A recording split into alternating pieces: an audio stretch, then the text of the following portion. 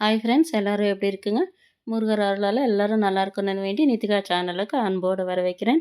இந்த பதிவில் நம்ம புரட்டாசி மாதம் சனிக்கிழமைகளில் பெருமாளுக்கு ஏற்றக்கூடிய மாவிளக்கு மகிமை தான் இப்போ பார்க்க போகிறோம். புரட்டாசி மாதம் வந்து விட்டாலே அனைவரும் பெருமானை வழிபட்டு விரதம் அனுசரித்து மாவிளக்கு ஏற்றி தளிகை படைத்து வழிபடுவது வழக்கம். இவ்வாறு செய்வதன் மூலம் துன்பங்கள் நீங்கி வளமும் செழிப்பும் கிடைக்கும் என்பது ஐதீகம். திருப்பதி ஏழுமலையானை மனதார நினைத்து மந்திரங்கள் சொல்வதும் விஷ்ணு சகஸ்திரநாமம் படிப்பதன் மூலம் பெருமானின் அருளை நம்ம பெறலாம். அதிலும் மாவிளக்கு ஏற்றி வழிபடுவது மிகவும் சிறப்பு. சனிக்கிழமை நம்ம ரொம்ப சிறப்பாக வழிபாடு செய்கிறோமே, அது ஏன் தெரியுமா? சூரிய பகவான் கன்னி ராசியில் பிரவேசிக்கக்கூடிய மாதம் புரட்டாசி. அதனால் இந்த மாதம் கன்னி மாதம் என்று அழைக்கப்படுகிறது. பெருமாளுக்கு உகந்த நாள் சனிக்கிழமை. அதுவும் புரட்டாசி மாதத்தில் வரும் சனிக்கிழமைகள் மிகவும் விசேஷம். சனிக்கிழமைகளில் விரதம் இருந்து விஷ்ணு சகஸ்திரநாமம் மற்றும் பெருமாளின் நாமாவளிகளை பாடி துளசி மாலை அணிவித்து மனதார பெருமாளை வேண்டுகையில் வளமான வாழ்வும் மற்ற குறையாத செல்வம் கிடைக்கும். மாதந்தோறும் வரும் சனிக்கிழமைகளில் விரதம் இருக்க முடியாவிட்டாலும் புரட்டாசி மாதம் சனிக்கிழமைகளில் விரதம் இருப்பது அதிகமாக பலனை தரும்.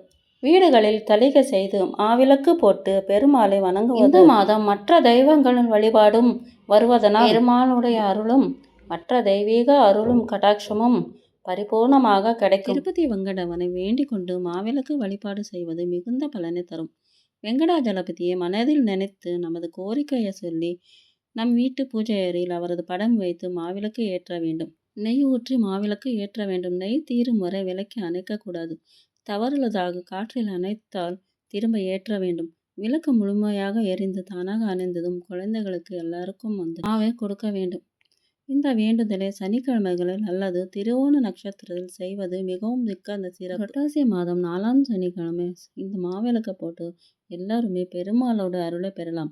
பச்சரிசி மாவும் நெய்யும் வெல்லமும் கலந்து தயார் செய்யப்படும் இந்த மாவை விளக்கு போல செய்து திரி போட்டு நெய் ஊற்றி தீபம் ஏற்றுவதால் பஞ்சபூத சக்தியை பெறுகிறது. மண்ணில் இருந்து விளையும் நெல்லை கொண்டு உருவாக்கப்படும் அரிசியும் மகிழ்ச்சியின் சின்னமாக இருக்கக்கூடிய வெல்லமும் நீரின் ஆதாரமாக இருக்கக்கூடிய நெய்யும் அக்னிக்கு சாட்சியாக திரியில் எரியும் தீபமும் அதை எரிய வைக்கும் வாயும் சேர்ந்து இருப்பதால் பஞ்சபூத சக்தியை பெற்று இந்த மாவிளக்கை கண்டிப்பாக பெருமாளுக்கு ஏற்றி வைத்து வழிபட்டால் அனைத்து நலமும் பெறலாம். இந்த மாதிரி ஆன்மீக தகவல்களுக்கு நித்திகா சேனலை சப்ஸ்கிரைப் பண்ணிக்கோங்க. வீடியோ பிடிச்சிருந்தா லைக் பண்ணுங்கள். முழுமையாக வீடியோ பார்த்ததுக்கு ரொம்பவே நன்றி. வணக்கம்.